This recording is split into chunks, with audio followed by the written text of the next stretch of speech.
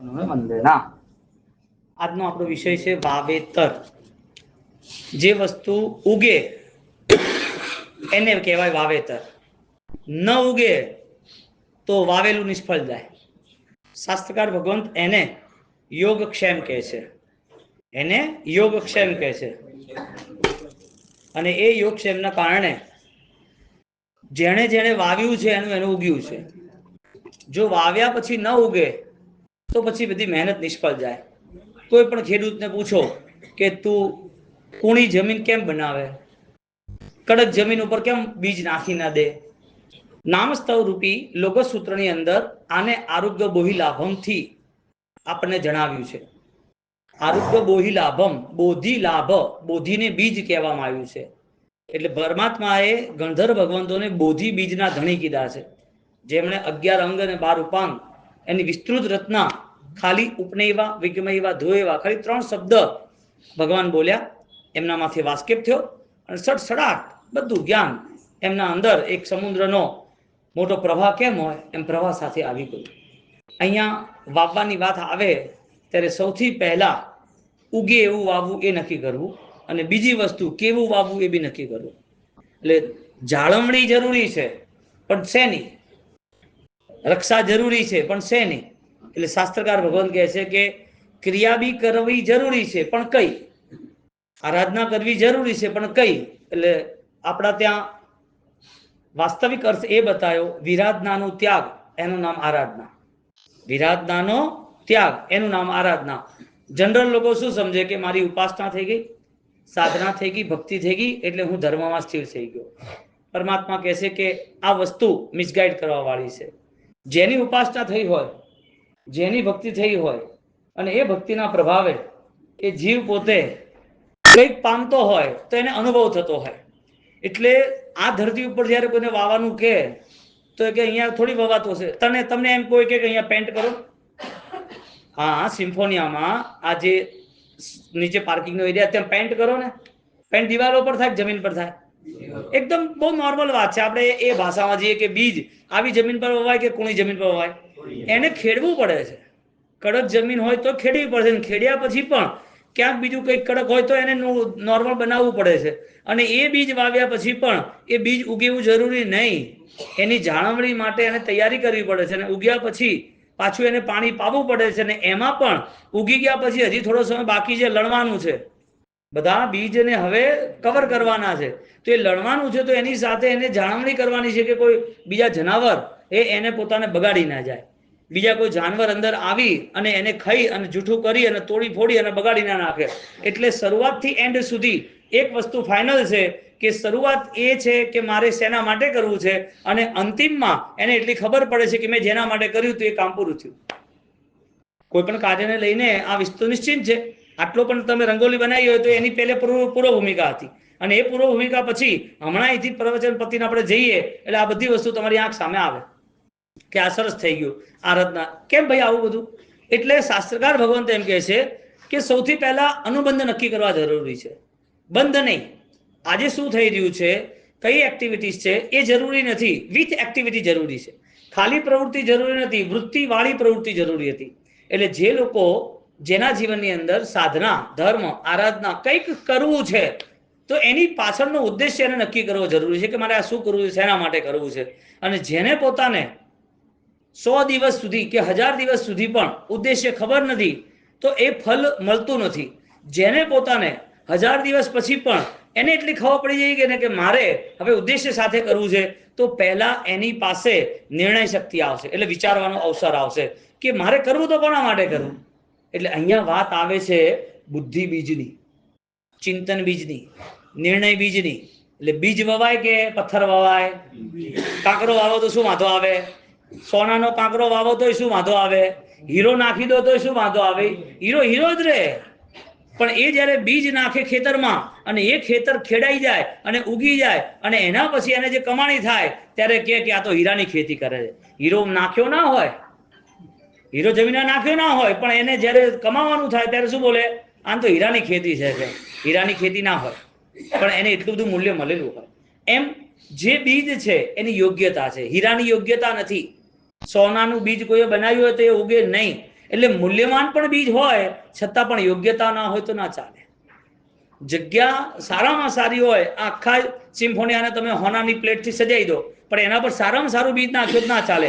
એટલે જગ્યા પણ પ્રોપર જોઈએ અને બીજ પણ પ્રોપર જોઈએ.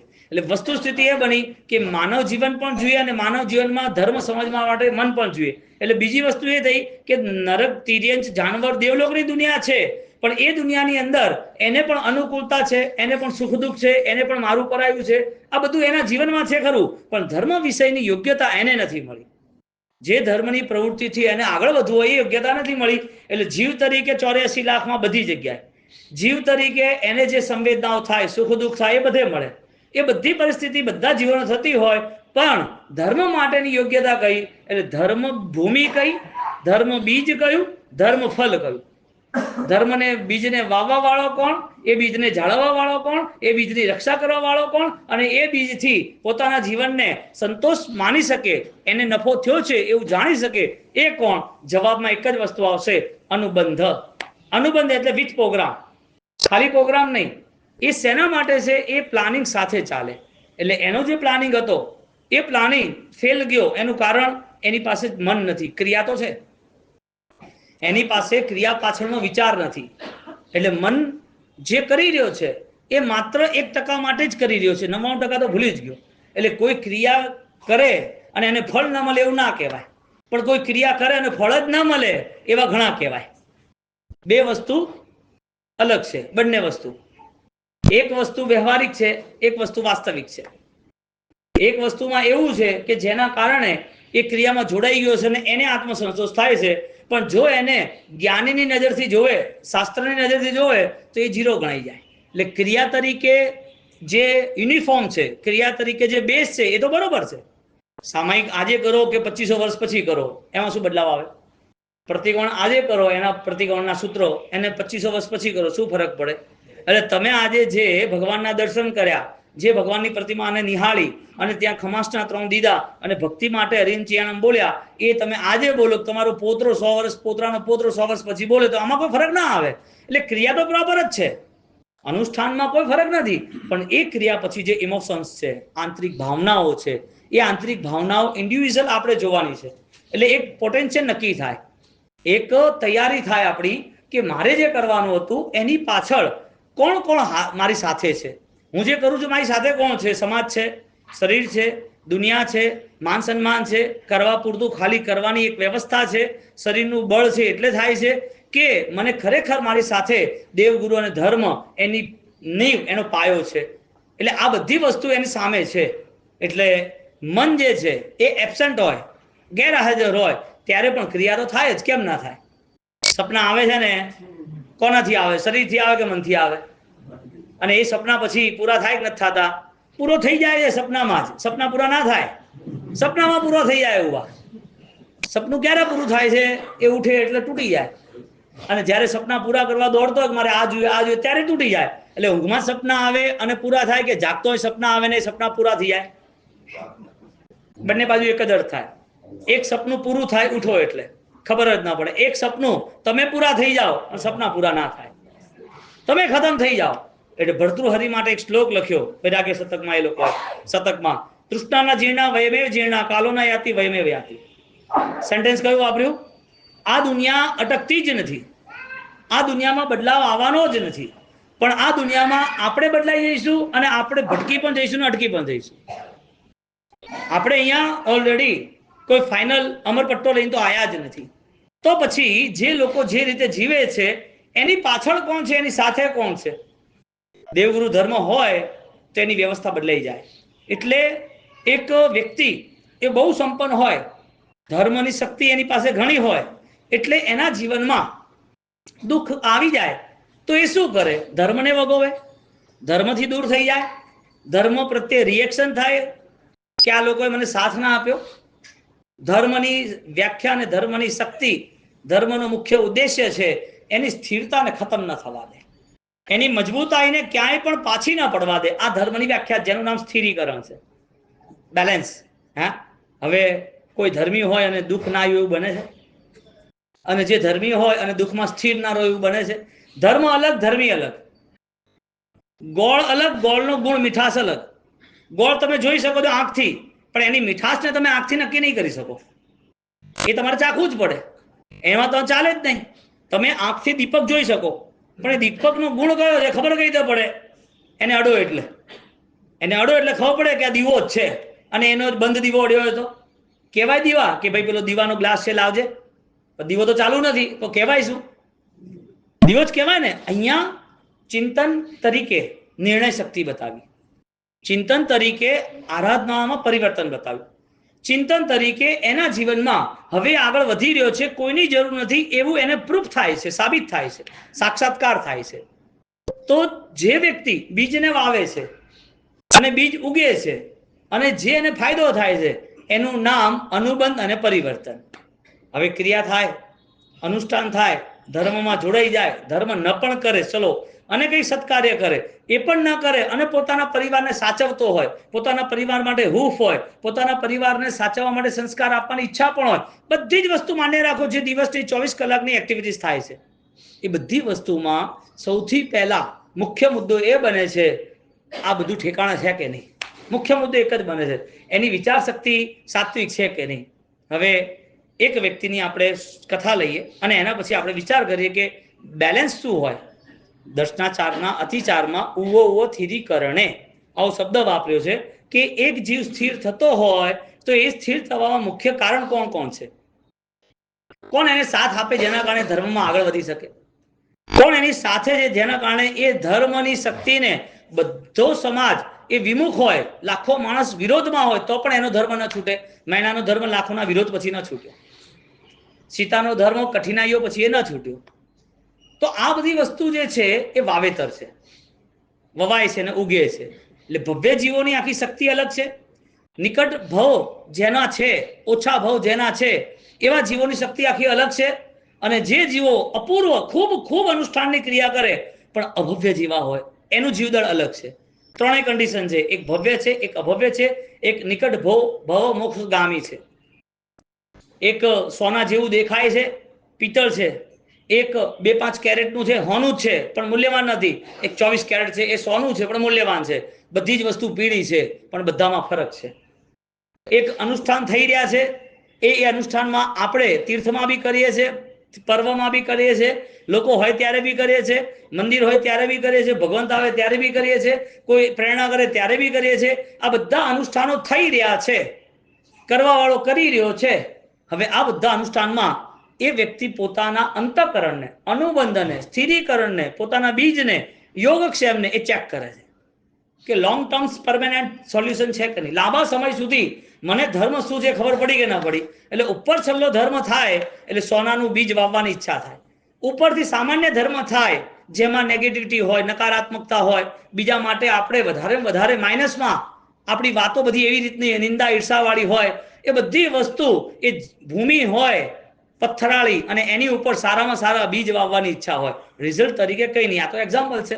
એક ભાઈ બહુ સંપન્ન હતો અને 125 ટૂંકનું દ્રષ્ટાંત છે પાલિતાણાનું. એ બહુ સંપન્ન હતો અને સંપન્નતાના કારણે એણે પોતે ચારે બાજુ પોતાનો વ્યવહાર, વેપાર, ધર્મ બધું જ વધાર્યું હતું. એને અચાનક નુકસાન આવી ગયું. નુકસાન આવી ગયું અને શાખ સાચવવાની અને બધાને આપતા આપતા છેલ્લે એ પોતે માઇનસમાં આવી ગયો. હવે એ વખતે 1 લાખ રૂપિયા એને લેવાના. ઘણા લાંબા સમયની વાત છે. ત્યારે ગવર્મેન્ટની જીડીપી પણ બહુ ઓછી હશે, એટલે કે કમ્પેરિઝનમાં જોવા જાવ તો બહુ બધી વેલ્યુએબલ હોય. આ બાજુ ગવર્મેન્ટની જીડીપી આખા દેશની હોય અને આ બાજુ સારું એવું ઓલરેડી ફંડ ઓલરેડી એની પાસે હોય. અને આવા ઘણા ઇતિહાસ છે, આપણે એ બધી વાત નથી કરી. અહીંયા એને બહુ તકલીફ થઈ ગઈ. તકલીફ થતા થતા એના અંદર જે ધર્મ જાગતો હતો, એક એક શબ્દ બધા ધ્યાનથી દિલમાં ઉતારવાના છે. એના દિલમાં, એના હૃદયમાં ધર્મ જાગતો હતો એટલે એણે પોતે નીતિના ધર્મને આગળ રાખ્યો કે મારે કોઈને પણ પાછા નથી વાળવા, મારી જોડે જે છે બધું મારે આપી દેવું છે. સામેવાળું ન લે એની ઈચ્છા, પણ મારી ઈચ્છા કઈ છે? મારે આપી દેવું છે. એટલે એને પોતે આપતા આપતા આપતા છેલ્લે માઇનસમાં આવી ગયો. માઇનસમાં આવ્યા પછી બધું આપી દેતા પછી પણ કંઈ બચ્યું નહીં, પણ માંગવા વાળા ઊભા છે અને વર્ષોની શાખ હશે.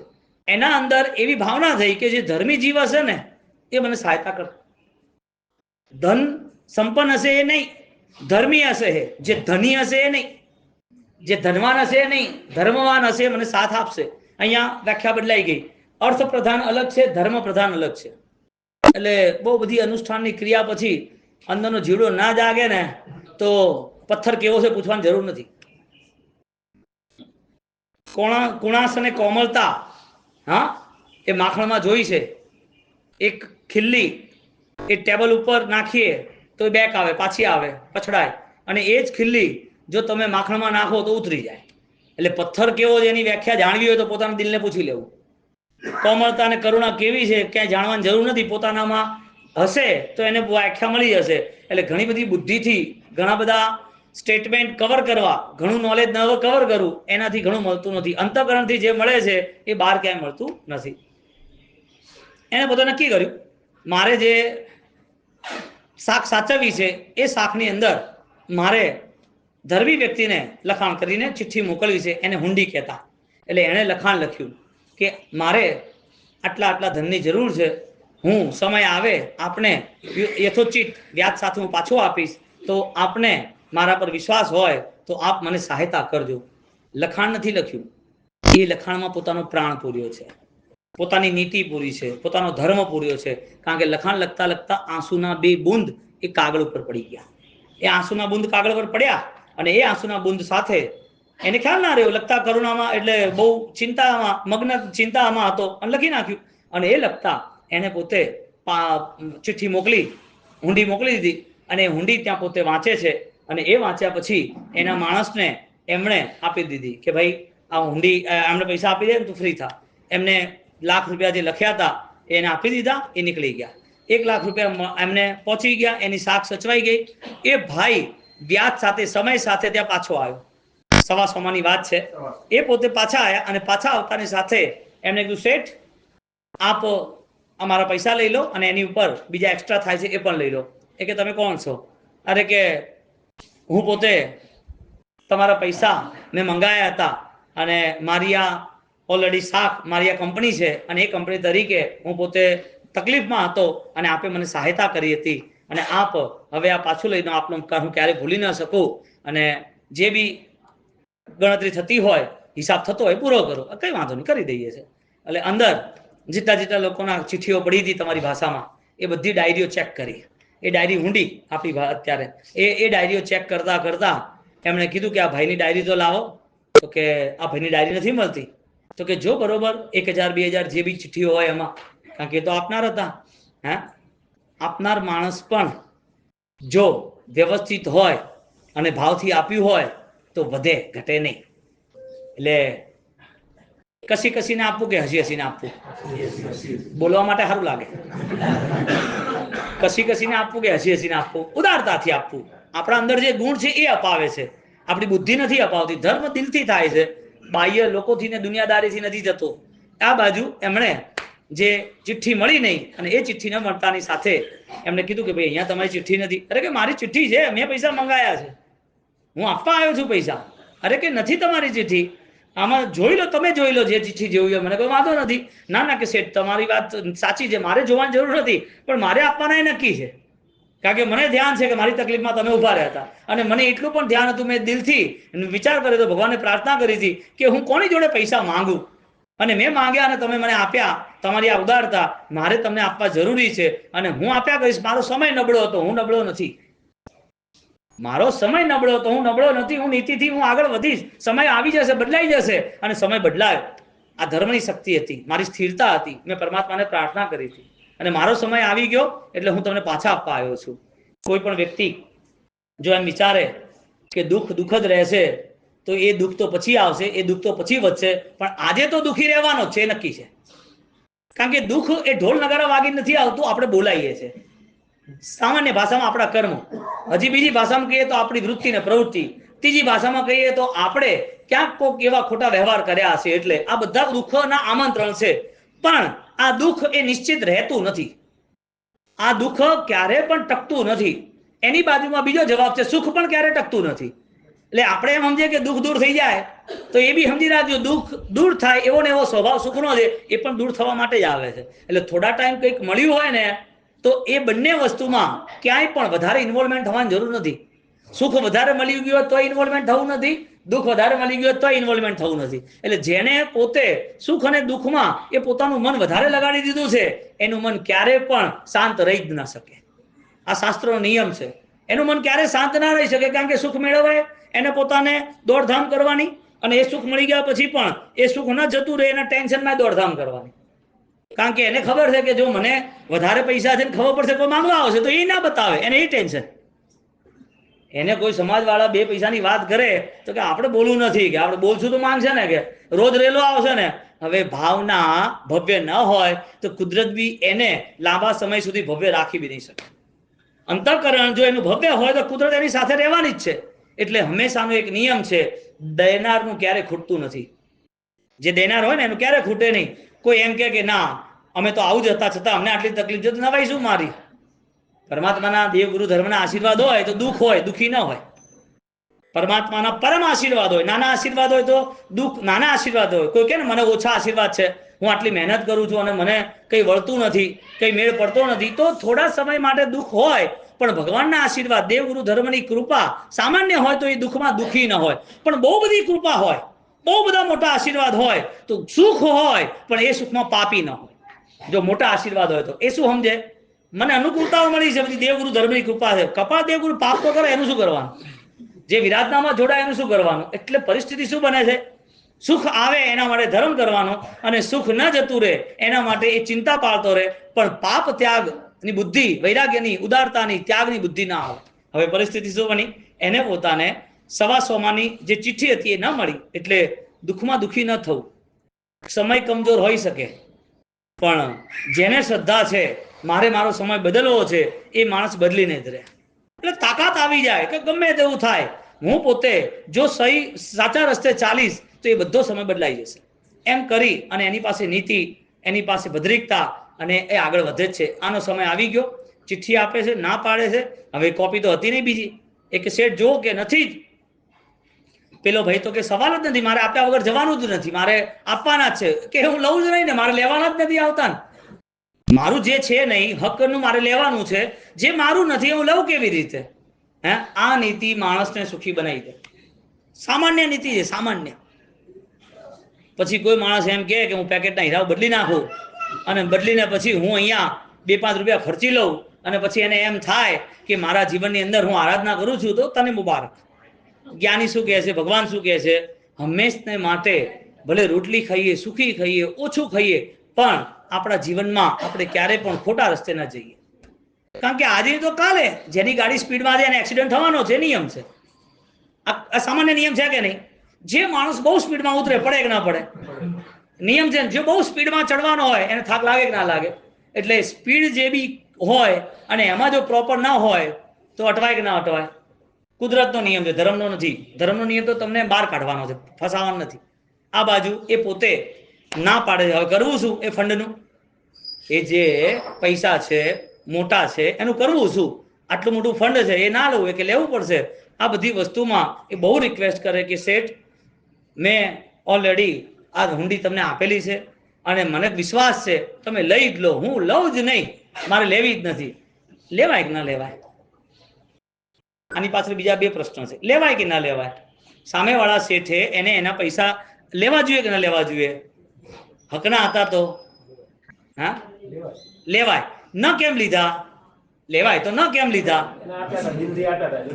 એનો મતલબ શું થયો કે એને પોતાને લેવા જ નથી, એટલે એને માંગ્યા બી નથી, જોઈતા બી નજર બી નથી.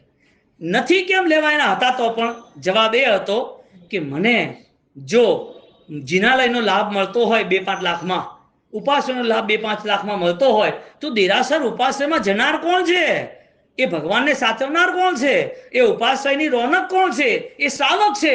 તો પછી મને દેરાસર મંદિરમાં જે લાભ મળે એનાથી અધિક લાભ મને ધર્મમાં સ્થિર કરવા વાળામાં મળશે. એટલે હું પૈસા બોલી અને ચડાવો લઉં, અને આ રીતે ચડાવો લઉં તો બેમાં લાભ વધારે છે. એમાં ધર્મીનું ચિંતન કયું હોય, ડબલ પ્રોફિટ વાળું. શેનામાં હોય, ડબલ પ્રોફિટ છે. હું દેરાસર બનાવીને લાભ લઉં કે દેરાસરમાં જવા વાળાને તૈયાર કરીને લાભ લઉં. એટલે સાધર્મિક ભક્તિ હતી ને એ સર્વશ્રેષ્ઠ કીધી છે.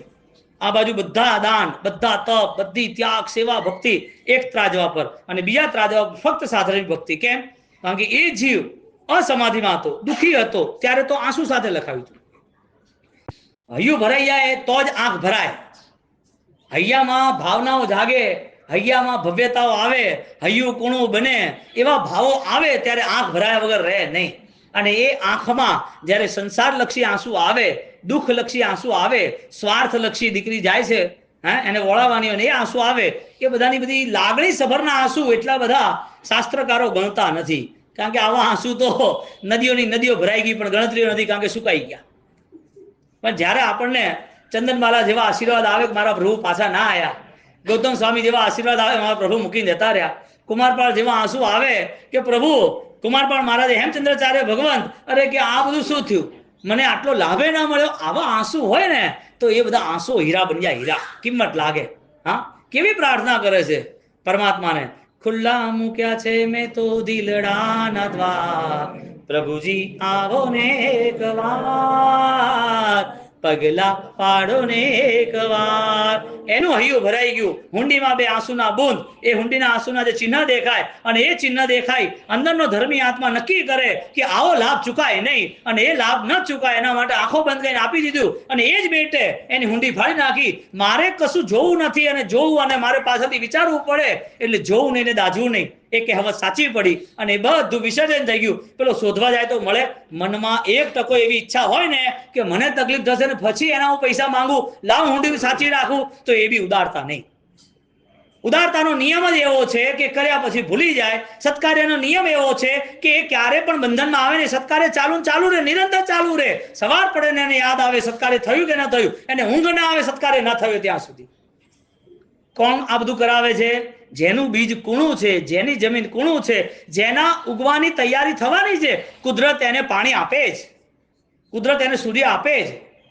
અને એ આપ્યા પછી, એ ઉગ્યા પછી પણ જે જનાવરે બગાડ્યું બી નથી, બગાડવાની સંભાવના હતી પણ જનાવરે બગાડ્યું નથી, છતાં પણ એની બોરીઓની બોરીઓ એ એના દાન ધર્મ તરીકે એ કબૂતરના દાણામાં જાય, એના ઘાસ તરીકે ગોસાણામાં જાય, અને એનું ધાન ક્યાંય ગરીબોના પેટમાં પણ જાય, અને એનું એ પોતાની બોરીઓ એ ક્યાંક કોઈક સાધનની ભક્તિ થતી હોય તો અનાજ જાય એના ઘરે. કોણ કરે આ બધું? જેની જમીન કૂણી છે, જેનું વાવેતર પાકું છે, એ કરે. આ વાવેતર થાય સાધનની ભક્તિનું તો કુદરત તમારી સાથે રહે કે ન રહે? આને વધે કે ઘટે સીધી વાત છે. એને લાખ રૂપિયા ન લીધા, વ્યાજના 1.25 લાખ ન લીધા, એ શેઠ જે છે એને પૈસા વધે કે ના વધે? કેમ વધે? લેતા નથી તો કઈ રીતે વધે? તમે એક વસ્તુ વિચાર કરો, લીધા નથી તો વધ્યા ઘટ્યા? તમને એટલી ખબર છે કે સચ્ચાઈ છે ને કુદરત છે, ને કુદરત છે ને એ છપ્પડ ફાડીને જ આપે. એટલે જે પોતે હસી હસીને આલે છે, કસી કસીને નહીં, હસી હસીને ઉદારતાથી જે આપે છે, એ કુદરત એની સાથે જ રહે છે. અને એ કુદરતની વ્યાખ્યા છે, એ એકલો ન કરે, એના પરિવારમાં સંસ્કારો આવતા જાય, એના પરિવારની પેઢીઓનો પેઢી આપનાર દાતાર બને. નિયમ છે, જે તમે આપો એ ક્યારે ખૂટે નહીં, જે તમે આપતા જાઓ ક્યારે ખૂટે નહીં. તમે દાન આપતા જાઓ, સ્વામી વાત્સલ્ય કરતા જાઓ, અનાજ આપતા જાઓ, તમારા ઘરે જે બી મહેમાનો આવતા જાય એ તો જમતા જાય, પણ આખા 36 કોમને ગામને જમાડવાનું ભાગ્ય તમને મળે, સદાવ્રતો ખોલવાનું ભાગ્ય તમને મળે. તમારી ઈચ્છા થાય કે મારે જે સાધનની ભક્તિ થતી હોય ત્યાં ત્યાં મારે ભોજનશાળા, મારે ભોજનાલય ચાલુ કરવી છે, આવી અંતરથી ઈચ્છા થાય, અને એ ઈચ્છાઓ કુદરત પૂરી કરે. કેમ? કારણ કે અનાજ આપ્યું હતું. એ જ વસ્તુ ધનમાં, એ જ વસ્તુ સારા વચનમાં. ખાલી વસ્તુ આપી એમ નહીં, વચન દાન પણ મોટી વસ્તુ છે. કોઈને તમે સમાધિ આપી હોય, સારા 2 શબ્દ કીધા હોય, હિંમત આપી હોય, એનો મતલબ એ છે કે તમને આંચ નહીં આવે, કારણ કે તમે વસ્તુ દાન નથી કર્યું પણ વિચાર દાન કર્યું, જે સૌથી મોટું છે, જે ભગવાને કર્યું હતું. ભગવાને કોને આપ્યું? કઈ ભગવાને વરદાન આપ્યું, પછી શું આપ્યું? પરમાત્માએ દેશને આપી, એને વિચાર દાન કહેવાય. એ વિચાર દાનથી ગણધરો તૈયાર થયા. 4400 પરંપરાઓ, 4400 શિષ્ય ગણધરો ભગવંતોની, અને પરંપરામાં શાલીભદ્ર, ધન્ના, જંબુક, આ બધા લાઈન્સ જ આવતા ગયા. કોના પ્રભાવે? વિચારદાનના પ્રભાવ. આવો વિચારદાન જ્યારે થાય છે ત્યારે એ વિચારદાન એ પરમાત્મા જોડે જોડી દે છે. આદિનાથ અનંત તીર્થંકર જોડે જોડી દે છે. એટલે તીર્થંકરના નામની મહિમા છે, એવી રીતે તીર્થંકરની આજ્ઞારૂપી કામની પણ મહિમા છે. બંને બલવાન છે. નામ એટલે સ્મરણ બલવાન છે, અને કામ એટલે શરણ, એમની સાથે એમની નિશ્રા એ પણ બલવાન છે. આ બાજુ પરમાત્માના આશીર્વાદથી એ પોતે લેવા તૈયાર નથી, અને પેલા કહે છે હું હાલવા તૈયાર છું, મારે કરવું શું? 2 જણે કરવું શું? બંને આરાધક હતા, બંને ત્યાગી હતા, અને બંને નીતિમાન હતા, અને છેવટે નિર્માણ થયું 125 ટૂંકનું. એ સમય જ્યારે કોઈ ટેકનોલોજી નહીં, કોઈ યાંત્રિક નહીં, કોઈ સાધનો નહીં, એ વખતે ત્યાં ઉપર દાદા આદિનાથના સ્મરણ રૂપે દાદા આદિનાથની નિશ્રામાં આખી આખી ટૂંક બની. કોના પ્રભાવે બની? સાધની ભક્તિના પ્રભાવે. કોના પ્રભાવે બની? હૃદયમાં ધર્મ હતો, કુણી ભૂમિ હતી, એના પ્રભાવે થયું. એટલે વાવ્યું અને ઉગ્યું કે ના ઉગ્યું? છે વ્યક્તિઓ, એ વ્યક્તિ આજે હાજર છે. હાજર છે હૈયામાં, હાજર છે ઇતિહાસના પાનામાં, હાજર છે દાદાની દેરીઓમાં, હાજર છે શાશ્વત ગિરિરાજમાં, હાજર છે એક એક વ્યક્તિ નિશ્ચય બોલે અને દાદાના દર્શન કરે અને ભક્તિ ગીતો ગાય અને એ પ્રાયશ્ચિત કરે. એવી ભવ્યતા એ ભાઈઓના નામે છે. આવું જૈન શાસન રળિયામણું છે. વવાય તો ઉગે કે ના ઉગે, આપણે એક જ વાત કરવી છે. ના ઉગે? અચ્છા, ઉગ્યું કે ના ઉગ્યું? કેમ કમજોરી છે બોલવામાં? એટલે આજથી આપણે શરૂ કરીએ કે મારે વાવવું જ છે, બીજી વાત જ નહીં. મારે આપવું જ છે, બીજી વાત જ નહીં. હું દાતાર જ બનું, હું લેનાર બનું જ નહીં. મહાજનો એના ગત સપન થા. મહાન પુરુષો હોય એ પોતે મહાન કાર્યોમાં જ આગળ વધતો હોય, એટલે મહાન કાર્ય એને મહાન બનાવી જ દે. જો આવી ભાવનાથી જે આગળ વધ્યો છે, જેણે સાધનિક ભક્તિને પહેલી નક્કી કરેલી છે, જેણે દુખિયાના આંસુ લૂછ્યા છે, તરસ્યાને પાણી પાયા છે, જેને હૂંફ આપી છે, એનો મતલબ એ છે એ સુખ આપનાર છે. એ પોતે કોઈને પણ પોતાના જીવનમાં વચનથી પણ દુઃખ ના આપે, બોલવાથી પણ દુઃખ ના આપે, વ્યવહારથી દુઃખ ના આપે. પોતાનું દુઃખ માથે આવ્યું હોય તો એ સમાધિ મારે. એટલે કોઈ વ્યક્તિ જોડે શત્રુતા ના હોય. અહીંયા ક્ષમાભાવ આવ્યો, અહીંયા સંવત્સરી પર્વ આવ્યું, અહીંયા સરસ મજાનું આત્મિક પ્રાયશ્ચિત આવ્યું. ધર્મ બન્યો કે ના બન્યો? વિચારના વાવેતર થયા હોય તો, ધર્મના વાવેતર થયા હોય તો ઉગ્યા કે ના ઉગ્યા? આ પરિવર્તન માટે કોનો આધાર છે? આવશે ક્યાંથી આ પરિવર્તન? સવા સોમાની ટૂંક બની ગઈ, એનું જે નિર્માણ થઈ ગયું, એ નિર્માણ પાછળ હવે ઉદ્દેશ્ય કયો? આપણને આ બધું દેખાય છે, આપણે યાત્રા કરવા જઈએ, આપણે જઈએ, આપણને એવી ભાવના કેમ ના જાગે કે આપણે એ લેવલ ઉપર આગળ વધીએ? આપણે દેવગુરુ ધર્મને આપણે જ્યારે મળીએ, ત્યાં બેસીએ, ભક્તિ કરીએ, તો પરમાત્મા જોડે વાતો કેમ ના કરીએ? હા, અંતર મનોમન આપણને એવી ઈચ્છાઓ કેમ ના થાય કે પરમાત્મા મને બી તું કુમારપાળ મહારાજા બનાવ ને, મને બી એવા આશીર્વાદ આપ ને.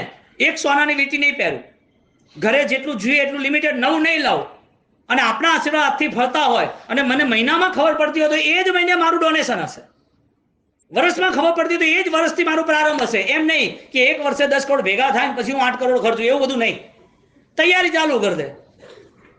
ઝઘડુસાની જેમ પ્રાર્થના કરતો જાય કે પ્રભુ મારું ઘર ભરેલું એવું નહીં, બધાના ઘર ભરેલા હોવા જોઈએ, એક પણ વ્યક્તિ આ સંસારમાં દુઃખી ના હોવો જોઈએ, અને ભરેલા ઘર વાળો એ પોતે આપનાર બનવો જોઈએ. કેવી ભાવના થાય આભુ સંઘવી જેવી. મારા જેવા 360 તૈયાર કર્યા, અરબોપતિ. આ આપણું થરાદ છે, આ આપણું સૌભાગ્ય છે, આવા વંશજો આપણા છે, આવી ભૂમિ આપણી છે.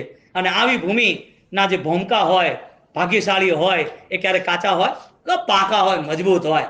હા, એની જિંદગી ક્યારેય ધર્મ વંચિત ના હોય. આપણે એ ભૂમિને સલામ છે કે એ ભૂમિમાં આવા વિરલાઓ તૈયાર થયા છે.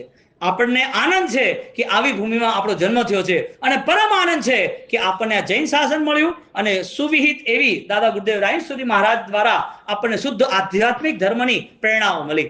આવું રળિયાનું શાસન મળ્યું હોય, હવે બીજ ન વવાય તો આનાથી મોટું કલંક કયું હોય? આ બધું સારું લાગ્યું ને?